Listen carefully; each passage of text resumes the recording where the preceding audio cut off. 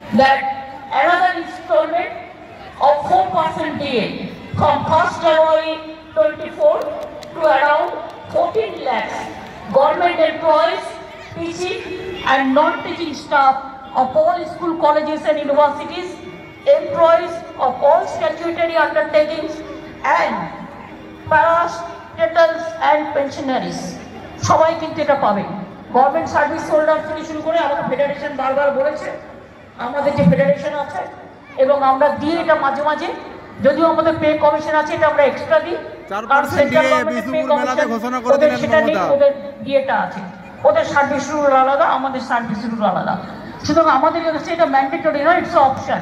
তার সত্ত্বেও আমরা দিয়ে যাই, কারণ আমাদের কর্মচারীরা দিনরাত পরিশ্রম করে, তাই তাদের ভালো ভেবে আরও 4% দিয়ে বাড়ানো হলো।